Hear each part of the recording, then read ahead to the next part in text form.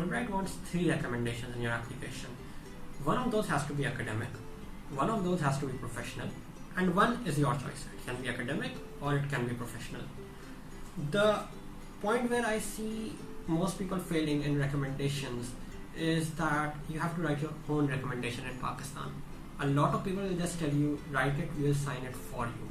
And while it's very easy to talk about yourself, it's not easy to write about yourself.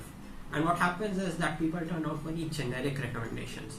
Recommendations which read like, this student showed up on time in class and did all his assignments and was a diligent student. The generic nature of these statements means that your recommendation is false, and they will catch that. So when you're writing recommendations, what I would recommend is A, go to teachers who you've taken more than one course with. And I know that's difficult in a lot of undergrad studies because you will generally get a teacher once. But if you have a teacher who you've taken 2 or 3 courses with, that's better. The second thing is choose teachers who are related to your field. So if I'm applying for data sciences, I would not approach a teacher of Pakistan history to write my recommendation. It just doesn't fit in. So the third and most important part of it is give specific examples. So when you're writing recommendations and you're turning out statements like he did his assignments on time or he was a diligent student, that tells the Fulbright committee nothing of your intellectual capacity. What you want to do is go like, this student was in my class, I was teaching this topic and he raised this question. And that question got me thinking that this student has a lot of potential. That is the sort of stuff that you need to write in your recommendations. One of those examples could be that when I was in IBA, I did my undergrad from IBA, and one of the teachers who wrote my recommendation was a marketing teacher. I had taken 3 courses with her, and I had worked on 2 or 3 research projects with her. So A, I got her to sign my recommendation letter, and B, in that recommendation I wrote specific details about the project that we worked on and the input that I gave in that project. So I was a data analytics lead for one of the projects, I was researching on industries for another project. I gave specific examples of what I had contributed to that project. The other recommendation that I got from my teacher was from a maths teacher. Why? Because he taught me calculus. My field that I was applying in was data sciences initially, even though I went for business analytics eventually. My field was data science. Now data science is very mathematical in nature as well. And when a BBA student is applying there is a lot of resistance from the universities as well.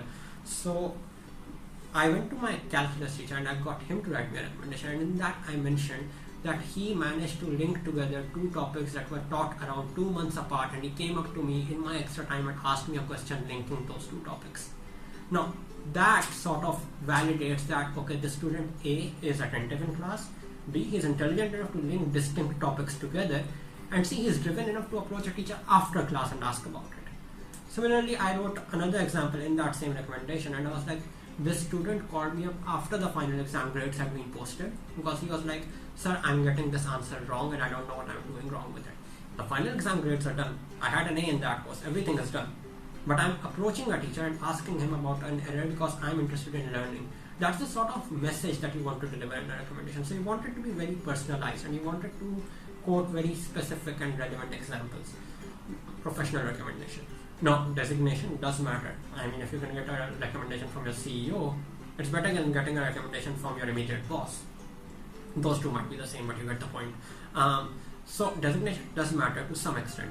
But what matters more is that the person should be able to quote relevant work examples from your career.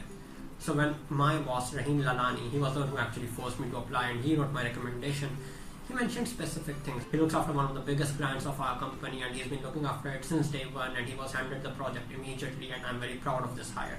So he has that specific example in that recommendation which shows that yes, it was written by a person who knows me and it is written by a person who actually believes in my capabilities, and he went on to link it to my field of study. So what you really want is a recommendation which shows that A, it's personalized, B, the person believes in the individual that he or she is recommending, and C, that it's not copied off the internet. So when you're looking at recommendations, please do read them and figure out that do they sound too generic, or have I put in enough specific examples to back up my case. That is the one point that you need to look on recommendations about.